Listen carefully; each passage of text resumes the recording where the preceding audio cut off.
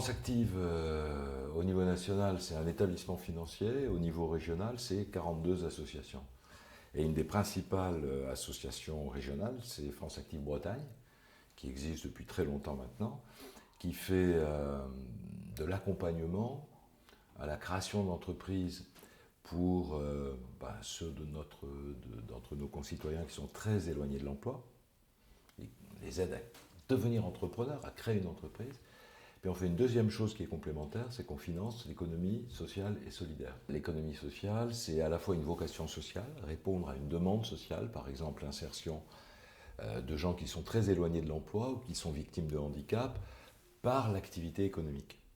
Donc il y a une vocation sociale. Il y a aussi une vocation de bonne gouvernance.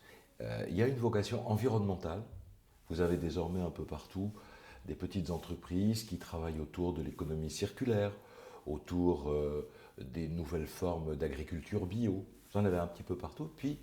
Et puis c'est territorial, parce que l'économie sociale a la vocation à irriguer un territoire, que ce soit en milieu rural, dans les zones difficiles, dans les villes moyennes.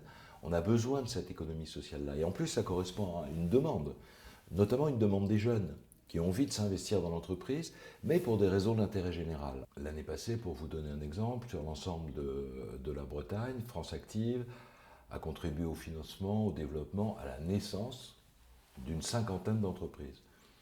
Et on a apporté de l'argent frais, c'est-à-dire des fonds propres, du capital, à hauteur de 1,2, 1,5 million d'euros. Et ce capital, il vient de ce qu'on appelle, d'un terme qui est encore mal connu, mais qui va être de plus en plus connu, c'est ce qu'on appelle l'épargne solidaire. Rien ne pourrait se faire si la région n'était pas notre partenaire. La Bretagne est une terre favorable au développement de l'économie sociale et solidaire et plus globalement aux créateurs d'entreprises engagées. Pour faire ça, il faut, je dirais, couver ces entreprises et faire en sorte qu'elles se développent bien sur le territoire, qu'elles trouvent le terreau nécessaire à leur développement. Il faut des dispositifs d'accompagnement, des dispositifs d'expertise et des dispositifs de financement, comme pour toutes les entreprises.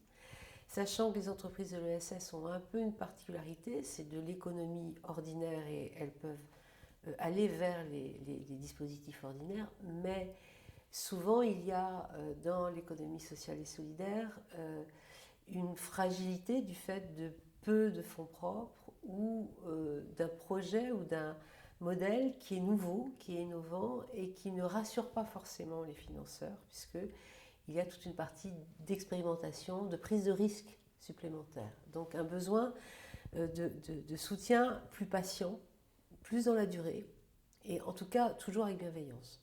Pour nous, Bretagne Active, c'est d'abord un partenaire, je dirais, au quotidien pour nous aider à avoir un œil sur la situation régionale. Il participe avec nous à l'ensemble des instances de pilotage d'une stratégie ESS sur la région.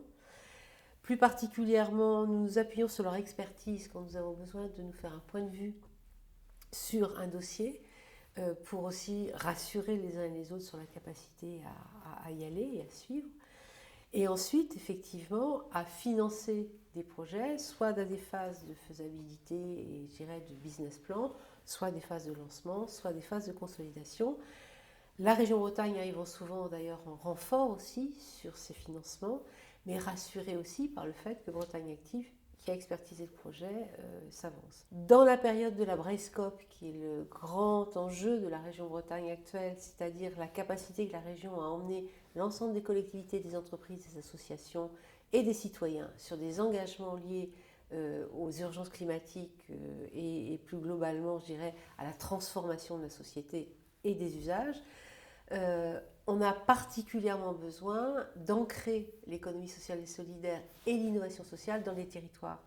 Parce qu'on sait que c'est souvent le pas de côté, l'autre manière de regarder, l'autre manière d'entreprendre qui fait qu'on saura répondre à des enjeux qui sont des enjeux nouveaux et auxquels les entreprises ordinaires ne savent pas encore toujours répondre.